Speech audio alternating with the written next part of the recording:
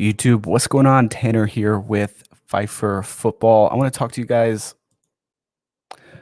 YouTube, what's going on? Tanner here with Pfeiffer Football. I want to talk to you guys about Ravens linebacker LJ Fort. He has a torn ACL, so that's unfortunate news for the Ravens. I feel bad for the guy, LJ Fort. He's a pretty good player. I've always liked him. I've always liked to watch him play. He came in the league in 2012. Started one game in 2012 as a rookie. Had one interception and 3 pass breakups with 1 sack and 20 tackles. He also had a tackle for loss and 2 quarterback hits. But let's jump ahead and look at his most recent seasons, guys, because LJ Fort, inside linebacker at the moment, he signed with Baltimore, I think last year, 2019, or I'm sorry.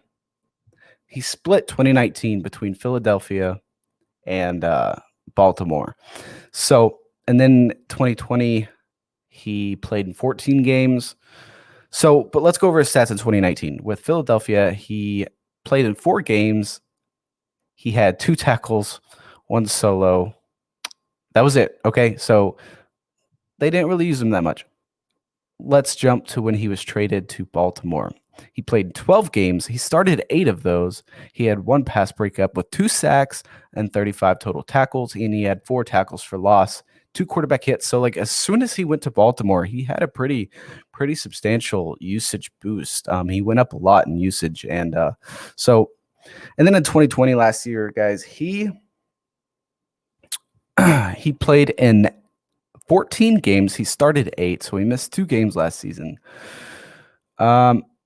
He had 2 pass breakups with 1 forced fumble. The fumbles that he caused, he also recovered. So he had 2 fumble recoveries. 1 was returned for a touchdown. He had 53 total tackles. He had 2 tackles for loss with a quarterback hit. So not as productive of a season there, but he also did decently well with, for his position and the amount that he played, only starting 8 games.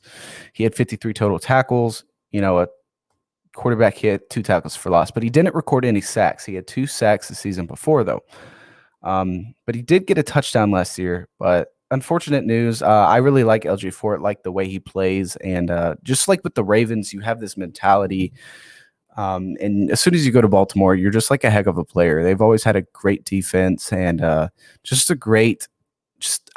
like when you go there on the defensive side of the ball, you play better than you were somewhere else most of the time.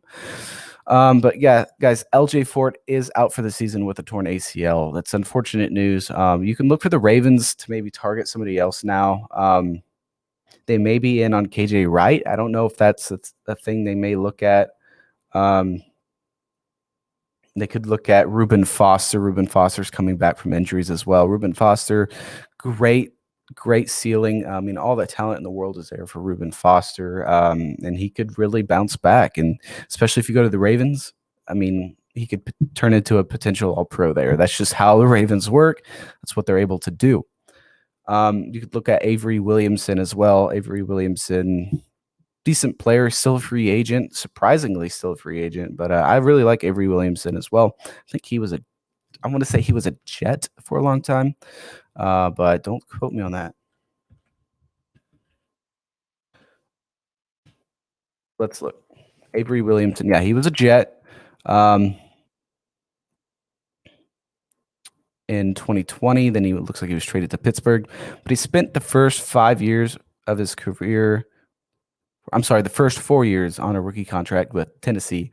And he's very, very productive. And he started basically every game he was there, except for his rookie season. But he started and played all 16 games basically every season besides his rookie year. So very, very productive for Avery Williamson. He's only, 29 years old right now. So they could look at him. He's got the potential as well.